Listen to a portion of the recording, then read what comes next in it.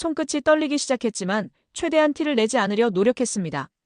프로페셔널한 기자로서 15년을 살아왔지만 이렇게 괴로웠던 적은 처음이었죠. 제가 있는 곳은 LA 외곽의 대피소 앞이었습니다. 서쪽 하늘은 이미 검붉게 물들어 있었고 매캐한 연기가 코를 찌르고 있었습니다. 현재 LA 북부 지역의 산불이 시속 40마일의 강풍을 타고 주거 지역으로 확산되고 있습니다. 소방당국은 인근 3개 구역에 긴급 대피령을 발령했습니다. 카메라 앞에서 담담하게 상황을 전달하려 애썼지만 제 머릿속은 복잡했습니다.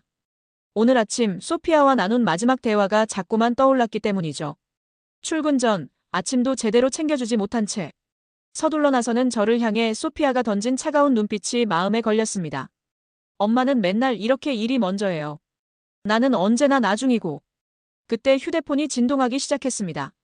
생방송 중에는 절대 받지 않는 전화였지만 발신자 표시를 확인한 순간 심장이 덜컥 내려앉았죠. 소피아가 다니는 윌셔 고등학교였습니다. 정 기자님, 죄송하지만 학교가 긴급 대피 명령을 받았습니다. 문제는 소피아가. 교감 선생님의 목소리가 떨렸습니다. 소피아가 친구들과 함께 대피버스에 오르지 않았다는 겁니다. 담임 선생님이 확인했을 때는 이미 몇몇 친구들과 자취를 감춘 뒤였죠. 순간 온몸에 식은땀이 흘렀습니다. 산불은 예상보다 빠르게 번지고 있었고 통신망도 불안정했습니다. 소피아의 휴대폰은 꺼져 있었죠. 죄송하지만 잠시 방송을. 말을 채 잊지 못했습니다. PD가 귓속말로 속삭였습니다. 에밀리, 5분 후에 주지사 긴급 기자회견이에요. 지금 중단할 수 없어요. 머릿속이 하얘졌습니다. 딸아이는 실종됐는데 저는 카메라 앞에서 침착한 표정을 유지해야 했죠. 입술을 깨물며 감정을 다스렸습니다. 현장에서 주민들의 대피가 신속하게 이루어지고 있습니다. 소방당국은 최대한 빠른 시간 내에 산불을 진압하겠다고 밝혔습니다. 방송을 이어가는 내내 눈앞이 아찔했습니다. 지난주 소피아가 한국 유학을 가고 싶다고 했을 때 제가 보인 반응이 너무 차가웠던 것 같아 자책감이 들었죠. 주지사의 기자회견이 끝나자마자 저는 마이크를 내려놓았습니다. 곧바로 교감 선생님께 전화를 걸어 소피아의 친구들 연락처를 모두 받았죠. 하지만 어떤 전화도 받지 않았습니다. 대피소 주변을 뛰어다니며 소피아의 이름을 외쳤습니다. 목이 쉬어가는 것도 모른 채 계속해서 소리쳤죠. 하지만 대답은 돌아오지 않았습니다. 결국 저는 주저앉아 흐느끼고 말았습니다. 카메라맨 톰이 다가와 어깨를 두드렸습니다. 에밀리, 진정해요. 소피아는 똑똑한 아이잖아요. 분명 안전한 곳으로 피했을 거예요. 그때였습니다. 제 휴대폰으로 한 통의 문자가 왔습니다. 발신자는 소피아의 친구 제니였죠. 떨리는 손으로 문자를 열어보았습니다. 새로운 희망이 생긴 것 같았습니다. 제니의 문자는 간단했습니다. 소피아와 함께 있었어요. 세인트메리 교회 대피소로 갔다고 들었어요. 희망이 생겼지만 동시에 불안감도 커졌습니다. 세인트메리 교회는 산불이 번지고 있는 방향에 있었기 때문이죠. 톰과 함께 차에 올랐습니다. 교회로 향하는 도로는 이미 통제되어 있었죠. 소방관이 다가와 더 이상 진입이 불가능하다고 말했습니다. 하지만 저는 기자 신분증을 보여주며 간곡히 부탁드렸습니다. 제 딸이 그곳에 있을지도 모릅니다. 부디 들여보내주세요. 소방관은 잠시 고민하더니 고개를 끄덕였습니다. 10분만 드리겠습니다. 그 이상은 위험합니다. 교회 대피소에 도착하자 놀라운 광경이 펼쳐졌습니다. 수백 명의 사람들이 한데 모여 있었죠. 자원봉사자들이 물과 음식을 나눠주고 있었고 의료진들은 연기 흡입 환자들을 돌보고 있었습니다. 특히 눈에 띈 것은 한인 자원봉사자들이었습니다. 여러 명이 체계적으로 움직이며 대피소를 정리하고 있었죠. 한 분은 영어를 못하는 노인분들을 위해 통역을 해주고 계셨습니다. 사람들 사이를 헤집고 다니며 소피아를 찾았습니다. 누군가 제 어깨를 두드렸죠. 뒤돌아보니 한인 봉사자 중 한 분이었습니다. 혹시 에밀리 정 기자님 아니세요? BBC 뉴스에서 보던. 잠시 당황했지만 이내 고개를 끄덕였습니다. 네, 맞습니다. 혹시 고등학생들 보셨나요? 제 딸이. 그분은 미소를 지으며 말씀하셨습니다. 아, 소피아를 찾고 계신가요? 걱정 마세요. 방금 전까지 여기 있었어요. 다른 친구들과 함께 봉사활동을 하고 있었죠. 놀라움을 감출 수 없었습니다. 소피아가 봉사활동을 한다고요? 평소에 소피아라면 상상도 할 수 없는 일이었습니다. 지금은 어디 있나요? 봉사자분은 잠시 생각하시더니 대답하셨습니다. 아, 노스게이트 대피소로 물품을 전달하러 갔을 거예요. 우리 봉사팀과 함께요. 안도감과 동시에 새로운 걱정이 밀려왔습니다. 노스게이트는 여기서 20분 거리였죠. 더구나 그쪽으로 산불이 번지고 있다는 소식도 들려왔습니다. 카메라맨 톰이 제안했습니다. 에밀리, 우리도 노스게이트로 가죠. 어차피 그쪽 상황도 취재해야 하잖아요. 고개를 끄덕이며 자리를 박차고 일어났습니다. 그때 한인 봉사자분이 다시 말을 걸었습니다. 기자님, 잠깐만요. 소피아에 대해 말씀드리고 싶은 게 있어요. 그분의 표정이 심각해 보였습니다. 무슨 일이 있었던 걸까요? 가슴이 덜컥 내려앉았습니다.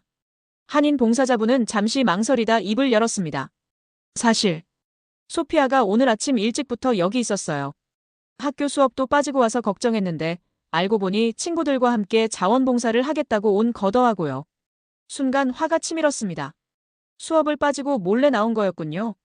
하지만 봉사자분의 다음 말에 제 마음이 흔들렸습니다. 소피아가 한국어를 정말 잘하더라고요. 영어를 못하시는 어르신들 통역도 해주고 한국에서 오신 관광객 가족도 도와주고 기자님 딸이라고 하니까 다들 깜짝 놀랐어요. 제 귀를 의심할 수밖에 없었습니다. 소피아가 한국어를? 집에서는 영어로만 대화하던 아이였는데 말이죠. 할머니께서 가르쳐주신 한국어래요. 주말마다 몰래 할머니 댁에 가서 배웠다고 하더라고요. 한국 유학 준비한다면서. 그 말을 듣는 순간 지난주 소피아와 나눴던 대화가 떠올랐습니다. 한국 유학을 가고 싶다고 했을 때 제가 얼마나 차갑게 반응했었는지요. 바쁘다는 핑계로 제대로 된 대화조차 나누지 않았습니다.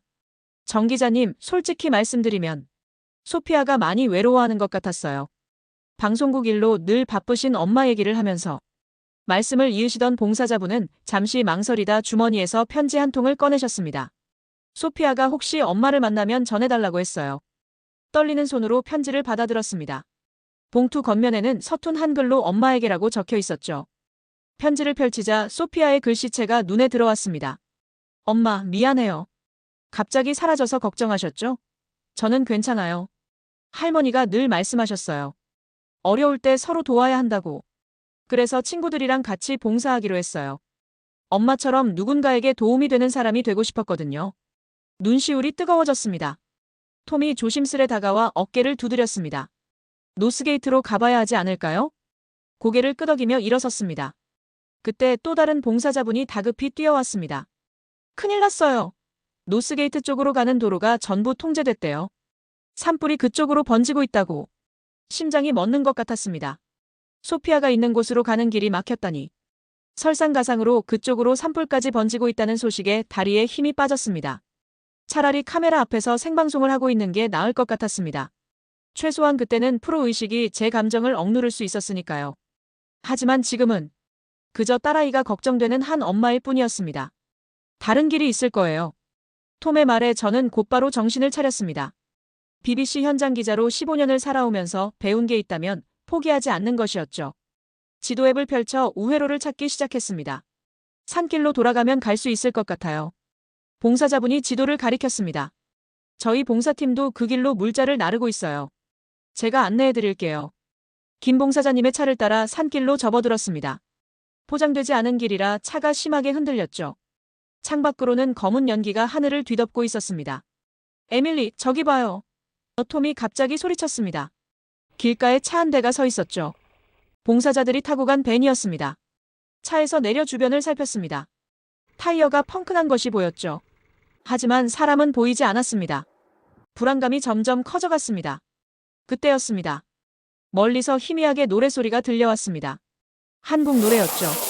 소리를 따라 숲속으로 들어가자 놀라운 광경이 펼쳐졌습니다. 소피아와 봉사자들이 임시 천막을 치고 있었습니다. 노인분들과 아이들이 모여 있었고 봉사자들은 물과 음식을 나눠주고 있었죠. 소피아는 한 할머니 옆에 앉아 이야기를 나누고 있었습니다. 소피아. 저도 모르게 소리를 질렀습니다. 소피아가 고개를 돌렸습니다. 잠시 놀란 표정을 짓더니 이내 할머니께 뭔가를 말씀드리고 제게로 달려왔습니다. 엄마. 미안해요. 설명할 수 있어요. 소피아의 목소리가 떨렸습니다. 하지만 전 아이를 꼭 안아줄 수밖에 없었습니다. 화를 내려 했던 마음은 어디론가 사라져버렸죠. 차가 고장나서 더 이상 못 가게 됐어요. 그런데 이 근처에 피난 온 분들이 계시다는 걸 알게 됐죠. 그래서 소피아의 설명을 들으며 문득 깨달았습니다. 제 딸이 언제 이렇게 자랐을까요? 봉사자분이 말씀하신 것처럼 소피아는 이제 누군가를 도울 줄 아는 사람이 되어 있었습니다. 그때 할머니 한 분이 다가오셨습니다. 소피아가 이야기를 나누던 그 할머니였죠. 혹시 소피아 어머니신가요? 할머니의 말씀에 고개를 끄덕였습니다. 그러자 할머니께서 제 손을 꼭 잡으셨습니다. 좋은 딸을 두셨네요.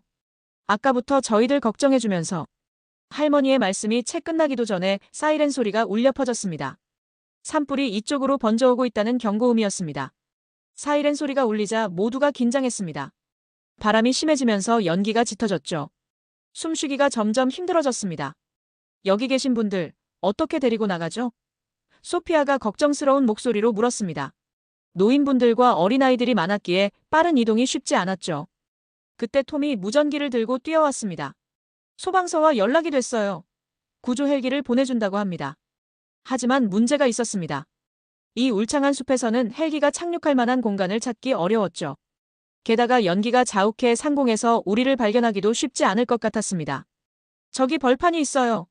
소피아가 손가락으로 가리켰습니다. 할머니 말씀으로는 조금만 가면 옛날 야구장이 있다고 하셨어요. 김 봉사자님이 고개를 끄덕였습니다. 맞아요. 그곳이라면 헬기가 착륙할 수 있을 거예요. 우리는 서둘러 짐을 챙겼습니다. 봉사자들이 노인분들을 부축했고 저는 어린아이들의 손을 잡았죠. 소피아는 앞장서서 길을 안내했습니다. 걸어가는 동안 놀라운 광경을 목격했습니다. 평소 제가 알던 소피아가 아니었죠. 한국어로 노인분들을 안심시키고 지친 아이들을 달래는 모습이 너무나 성숙해 보였습니다. 마침내 벌판에 도착했을 때 하늘에서 헬기 소리가 들려왔습니다. 바람이 거세게 불어 모두가 몸을 낮췄죠. 헬기가 착륙하자마자 구조대원들이 뛰어나왔습니다. 어머니. 갑자기 뒤에서 익숙한 목소리가 들렸습니다. 뒤돌아보니 제 어머니였습니다. 소방서 통역 봉사를 나왔다가 우리가 있다는 소식을 듣고 오신 거였죠. 어머니는 소피아를 꼭 안아주셨습니다. 할머니가 얼마나 걱정했는지 몰라. 그제야 알게 됐습니다. 소피아가 주말마다 할머니 댁에 가서 한국어를 배웠던 이유를. 단순히 유학 준비를 위해서가 아니었던 거죠. 할머니가 항상 말씀하셨어요. 소피아가 작은 목소리로 말했습니다. 한국 사람들은 어려울 때 서로 돕는 게 당연하다고. 헬기에 올라타면서도 소피아는 계속 노인분들을 도왔습니다. 마지막 한 분이 탑승하고 헬기가 이륙할 때까지. 하늘 위에서 바라본 산불은 마치 거대한 용이 숲을 집어삼키는 것 같았습니다. 하지만 이상하게도 마음은 따뜻했습니다. 제 딸이, 그리고 우리 한인 사회가 보여준 모습 때문이었을까요? 톰이 카메라로 이 모든 순간을 담았습니다. 에밀리, 이건 단순한 산불 보도가 아니에요. 우리가 진짜 전해야 할 이야기를 찾은 것 같네요. 저는 고개를 끄덕였습니다. 이제 전해야 할 새로운 이야기가 생겼으니까요. 헬기는 안전한 대피소에 착륙했습니다. 자리에 내려서자마자 어머니가 저와 소피아의 손을 잡으셨죠. 우리 집으로 가자. 여기서 10분 거리야. 어머니의 목소리에는 한치의 망설임도 없었습니다. 평소의 단호한 어투와는 달리 따뜻함이 묻어났죠. 어머니의 차를 타고 이동하는 동안 소피아가 조심스럽게 말을 꺼냈습니다. 할머니, 제가 학교 빠진 거 걱정 말거라.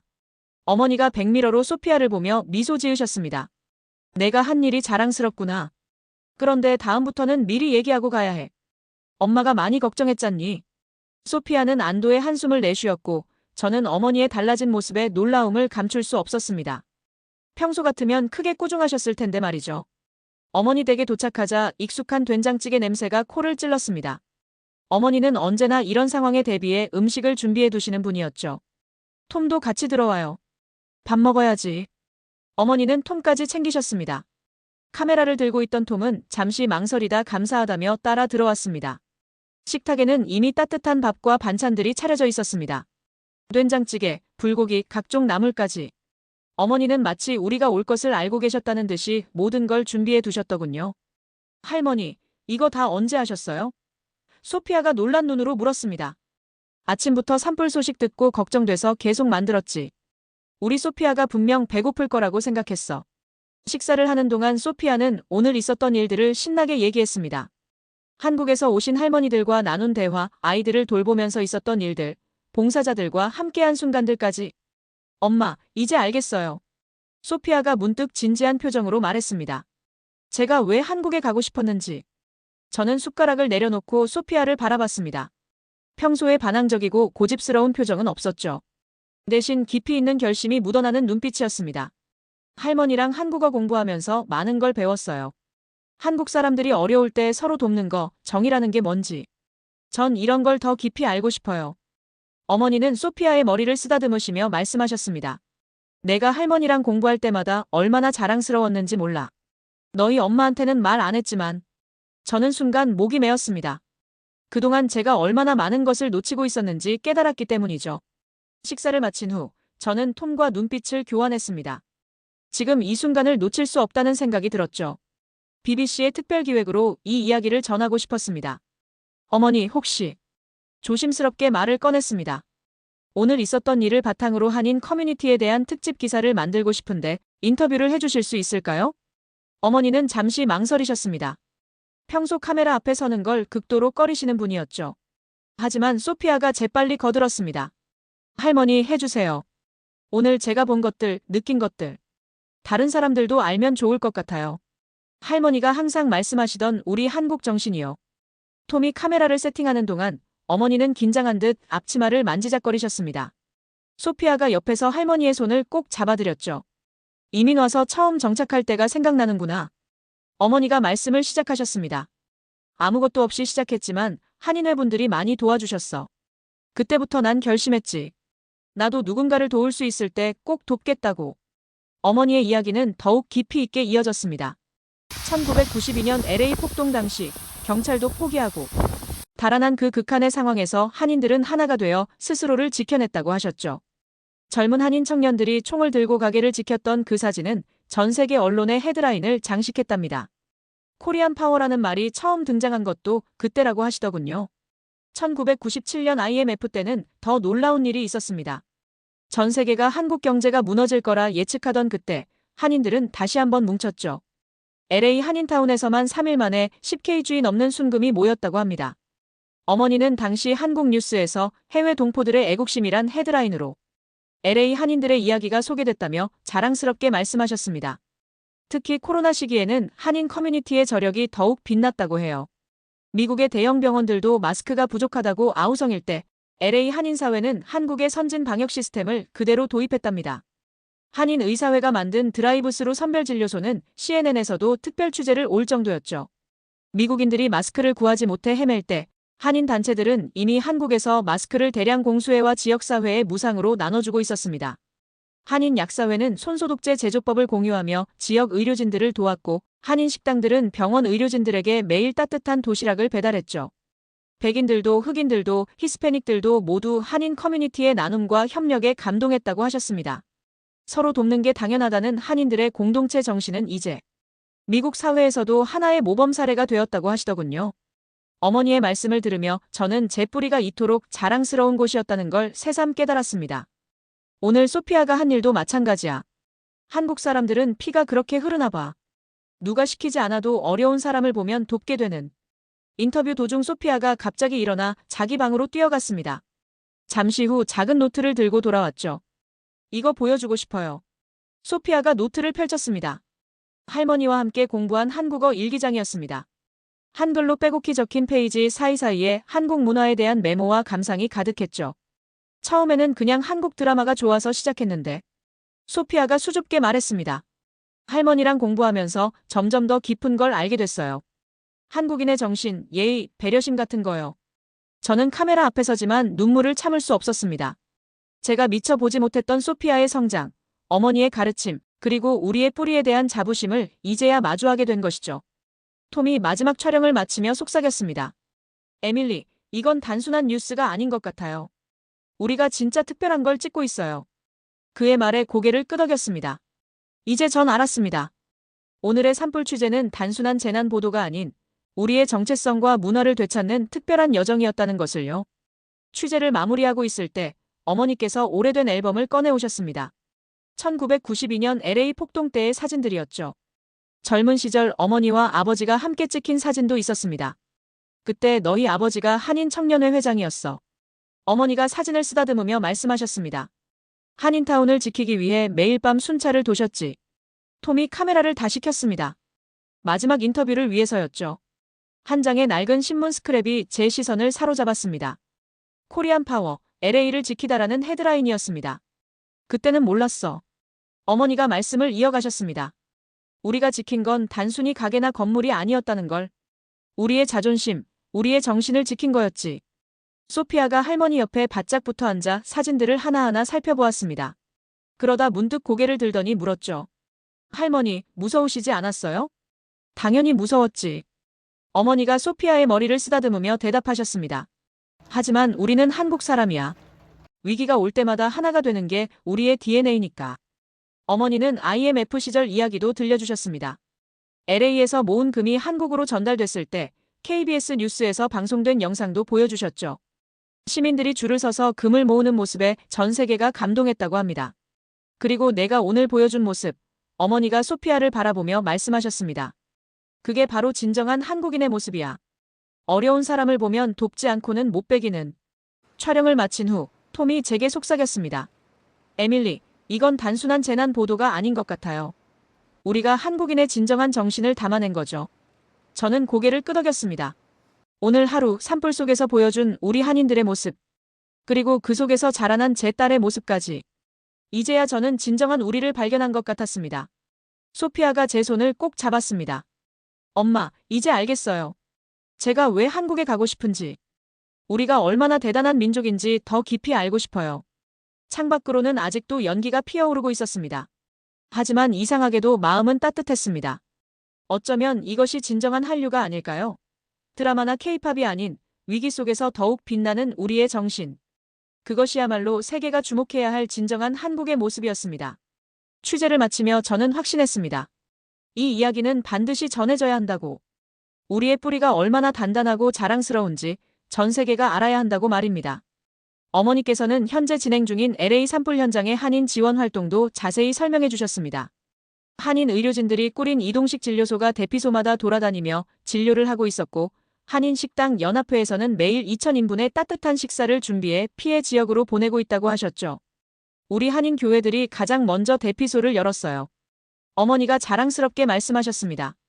교회 20곳이 동시에 문을 열었고 각 교회마다 100명 이상의 이재민을 수용하고 있죠. 한인회는 교민들의 빈집들을 임시 거처로 제공하는 일을 조율하고 있고요. 소피아가 할머니 손을 꼭 잡으며 말했습니다.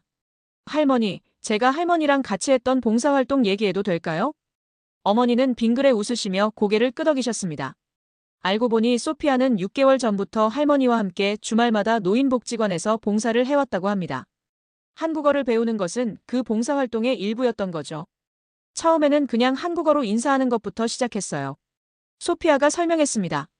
할머니, 할아버지들이랑 대화하면서 한국어도 늘고 한국 문화도 자연스럽게 배웠죠. 특히 어르신들 공경하는 법을 배운 게 가장 큰 수확이었어요. 특별한 건 없었어요. 소피아가 이어 말했습니다. 그저 어르신들의 이야기를 듣다 보니 한국이 왜 이렇게 빠르게 성장했는지 알게 됐죠. 전쟁의 폐허에서 일어나 세계 10위권 경제대국이 된 이유가 바로 이런 정신이었던 거예요.